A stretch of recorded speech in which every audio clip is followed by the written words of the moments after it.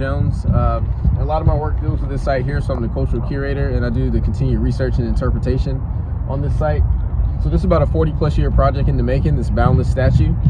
Before Cameron Art Museum was a thing, we were a little institution downtown, but the person who owned this land, Bruce Cameron, who donated to us, and so we have the name, he came out here in 1980 because he knew some Civil War activity had happened out here, but wasn't quite sure what.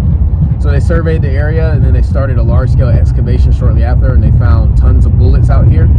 And then, of course, we're on the coast, so we have flat, sandy soil, but if you look right over here, you can see the earth is raised along a straight line, which let them know that defensive positions were built here. So the combination of all the bullets and the defensive positions let them know a battle happened. So they continue to do research, excavations, and they found out the final battle of the Wilmington campaign happened here. But more importantly, it was conducted by 5 regiments of United States colored troops. And this was really important because Wilmington was the end of the war. So Wilmington was the last Confederate seaport standing in the Civil War, so it got the nickname the Lifeline of the Confederacy. And Robert E. Lee said himself, if Wilmington falls, I can't supply my troops. Because Wilmington was the largest city in North Carolina at that time, and it had the longest railroad in North America. So all the materials were going to the soldiers. So in order to capture Wilmington, the soldiers had to capture Fort Fisher, which is about 17 miles south from here. So that was a huge battle. And once they successfully captured that, they started marching northward. And this little sandy road right here, this is the last original vestige of Federal Point Road. So this connected Curie Beach about 17 miles that way and Wilmington about 3 miles that way. So black soldiers marched this way, and this is where the Confederates dug in their last position to hold Wilmington. It was about 4,500 Confederate soldiers and 1,800 plus USCT. And they fought here for 2 straight days, and it was essentially a suicide charge because this whole area would have looked like what's behind the statue, just dense forest and thicket, and we're on top of a swampy Carolina Bay that you can't march through, so there's no pinching maneuvers, no flanks, you just have to attack them in a frontal assault. So they ran into fire and cannon fire for about 2 straight days, and even though they knew it was a suicide charge, they did this with their heads held high, because if they could just get across these defensive lines, Wilmington is a few miles that way, and that's the end of the war, but that's the freedom of themselves and all their family members that they left in bondage, because the majority of the USCT were enslaved and they escaped during the war.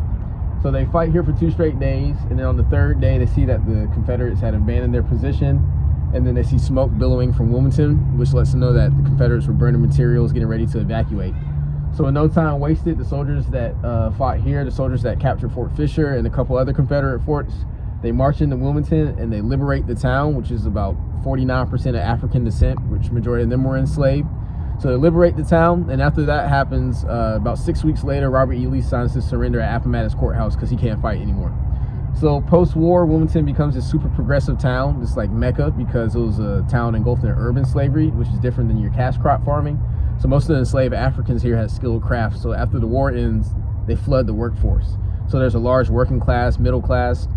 It's also one of the first fusionist governments in the nation. So blacks and whites ran on the same party ticket and get democratically elected into government here.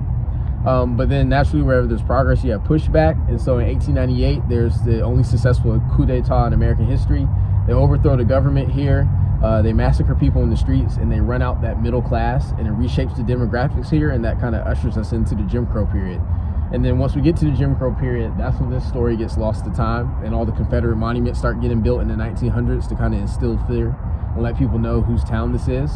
So New Hanover County, where Wilmington is the county seat, has the most public monuments commemorating the Confederacy in all North Carolina. So it's kind of a retelling of the story here. But then fast forward about 80 years past that, Bruce Cameron and Dr. Fonvielle, they're out here digging this area up, saying something happened out here. And they're trying to find out exactly what the story is. So then when we become Cameron Art Museum, because Bruce Cameron donates us this land, we continue to tell this story, but we wanted to tell it through art. So what we do is we contact Stephen Hayes because he uses the casting method. So we're looking at real people in this statue, and we actually were able to contact descendants of soldiers, and that's who Stephen Hayes casted for this statue. So on the back of this statue, you can see the names engraved of 1,800 plus fighting men. So we were able to find their descendants and contact them for this piece. And so once we casted their faces, it's kind of cool because most of the people who fought here were in their like 20s. We have a lot of 18-year-olds in the records. The youngest we found was 14. The oldest we found was 79. But the brunt of the fighting forces were in their mid-30s, early 20s, 18-year-old. But Stephen Hayes chose to cast older men because it tells his story. So now it's a contemporary art piece. And so now it connects our past with our present, because most of these men were born here in the Jim Crow South. They're in their 70s and 80s now. But their lives were just that much better, even though their lives were tough. But they were just that much better because of the fight of the men that they're portraying in the statue.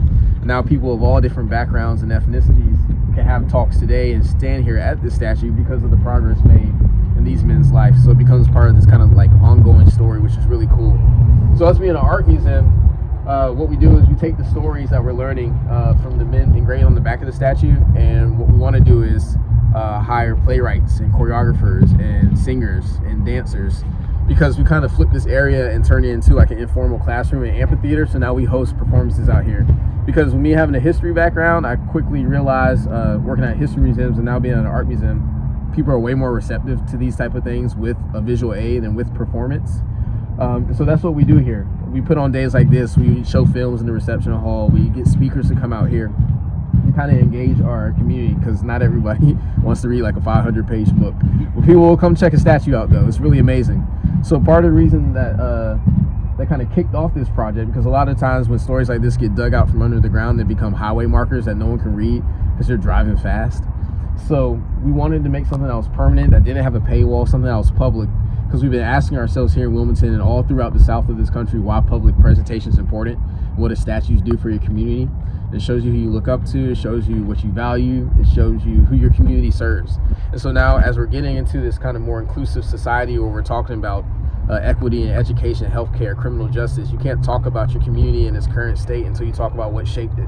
So we have to talk about these men, we have to talk about their struggle, and we have to talk about their resiliency to overcome this circumstance that they're presented with. So it's really cool. So as long as Wilmington is like not underwater from a huge hurricane, because we get those, this is a permanent exhibition that will never leave. So anyone who comes to Cameron Art Museum will get this amazing story.